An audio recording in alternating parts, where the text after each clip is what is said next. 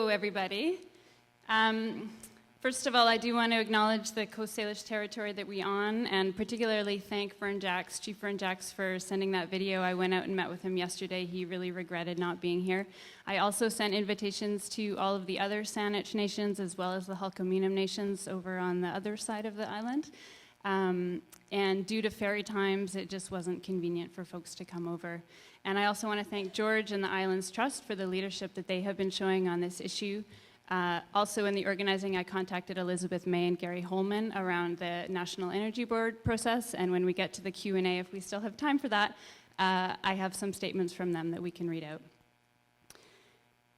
So I'm actually going to take us north for a few minutes to the Great Bear Rainforest.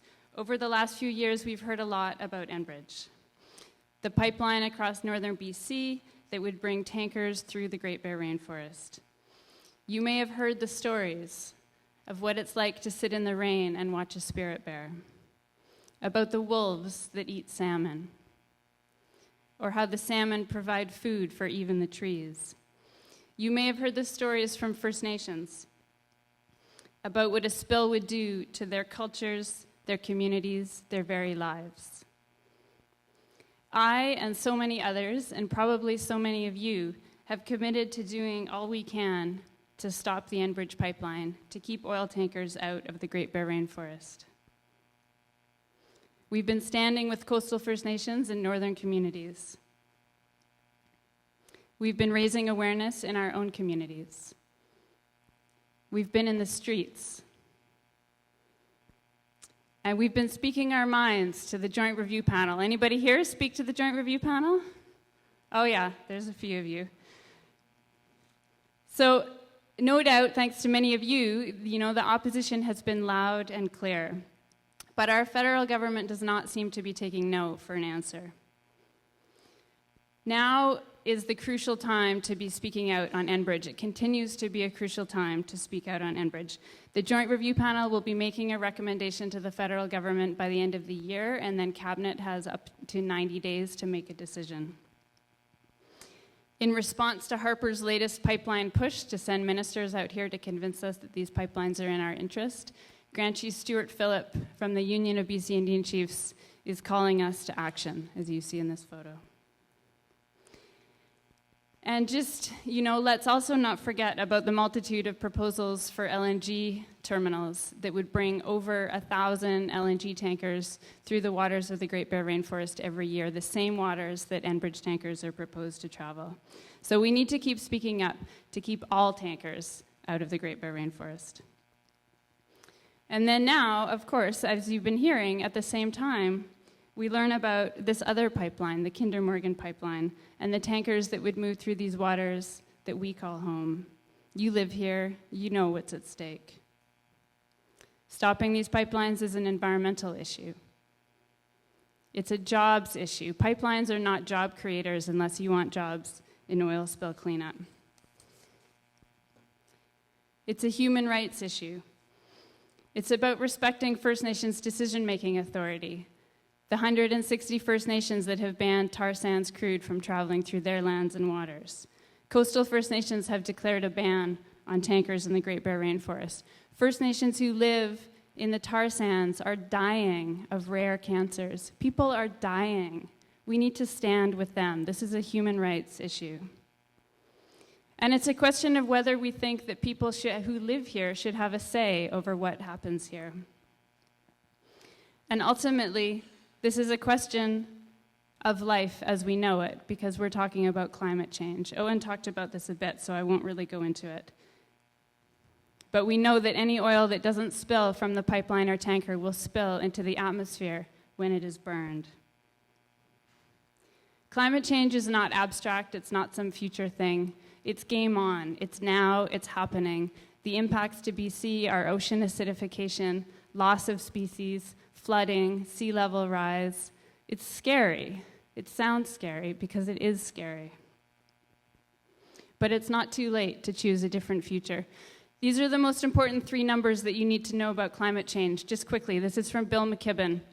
2 degrees Celsius, that's the amount of warming that we can safely tolerate to maintain ecosystems more or less how we know them.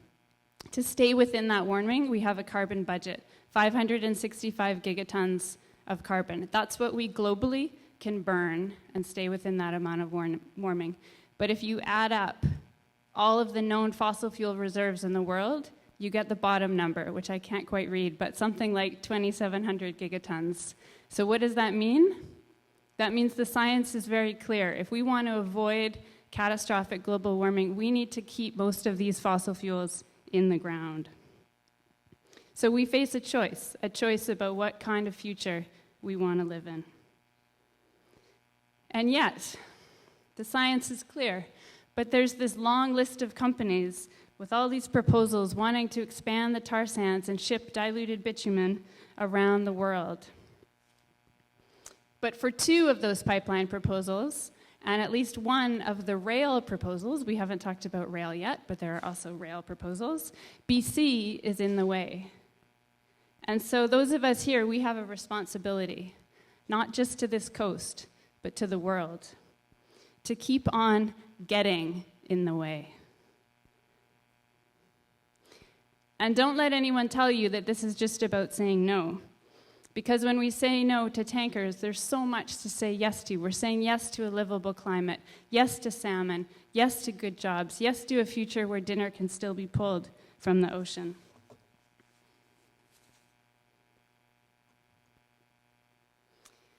If we took the $5 billion that's being invested in the Enbridge pipeline, if we instead invested that in things like renewable energies, energy-efficient buildings, retrofits of buildings, transportation, that same $5 billion could produce as many as 20 times more jobs.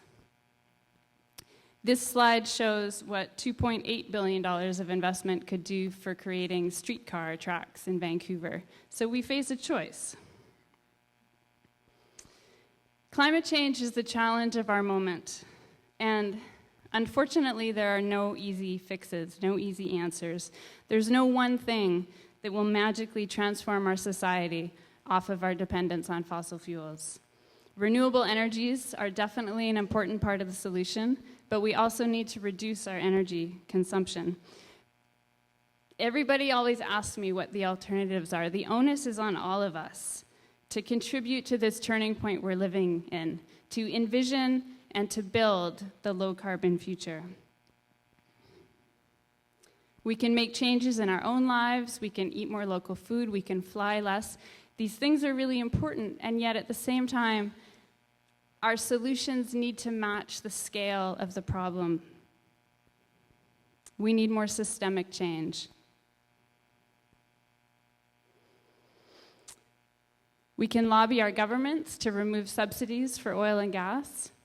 We can support divestment campaigns and take our money out of the oil and gas industry. If you check out Fossil Fuel Canada for more information on divestment campaigns. We can build the future that we want to live in. Sorry, I'm missing a slide. I'll leave it there. With sustainable fisheries, ecosystem-based forestry, renewable energies, local transportation. A future where decisions about the land are made by people who live on the land. So we can do all of those things, and at the same time, we need to keep saying no to these projects that would lead to climate change and oil spills. And I truly believe that we can stop the Enbridge and the Kinder Morgan pipelines, but I'm not going to stand here and tell you that any of this will be easy. We are up against a global oil industry and a federal government that is turning our country into a petrostate. We're starting to see what making decisions based on oil looks like. It looks like muzzling scientists, gutting environmental laws, scaling back public participation, continuing to deny Aboriginal title and rights, undermining our democracy, and giving away our rights through free trade agreements. So if we want to choose our future, we're going to need to fight for it at the polls, in the media, in corporate shareholder meetings, and in the streets. And you know, learning about this stuff is hard. When we pay attention to what's happening in the world around us, it can be upsetting. It can feel overwhelming. To be strong and effective to speak our truth, we need to recognize the sadness that lies underneath as well as the hope. So as we respond to this challenge that we're up against, be sure to take care of yourself and each other. And then organize, because this is our home that we're talking about, and I, for one, am not going to sit quietly. So how to get involved? If you want to get involved, there's no right or wrong way. Do what you have energy for. For each of us, that's going to look different. We can lobby governments, we can build the alternatives, we can build alliances. Reach out to unlikely allies in this community. Think about who's not here tonight, who could be. Find ways to work together, because it's not just our environment that's under attack right now, and we're stronger if we stand together. On October 7th, Idle No More has declared a big day of action. Show up, be there, organize something on the island in support. Owen talked about Power Shift. It is for people aged 16 to 30, but older people will not be turned away. Consider sponsoring young people in your life, or donate. Donate so that youth from impacted communities on the front lines can travel to Victoria to be inspired, to get involved, to go home and make change happen in their communities. Power Shift needs your support. You can sign up to get more information from all of our organizations. We all have online actions and petitions and all of that. If you choose to, if you're already involved, I would invite you to do more, to step outside your comfort zone a little bit or maybe a lot. Because one thing is clear, we need to do more. And however you choose to get involved, know that we need all hands on deck. So I found this quote today. I was thinking about, when we see our country turning into a petrostate, when we see our climate sliding into chaos with all the social and environmental upheaval that both those things are causing, do we respond politely and hope that things improve? Or do we respond with the moral outrage that the youth of our time are starting to show, as you can see in this quote? And in and amongst everything we do, let's dream the impossible. Let's not just stop at stopping tankers. Let's transition our society off of fossil fuels. We can look to history for inspiration, for moments when the impossible happened. So I have hope. I have hope that if we work together, we can do this. We can shift away from our dependence on fossil fuels. We can build a world that is based in respect for one another and for the earth. And I look forward to walking down that path with you. Thank you.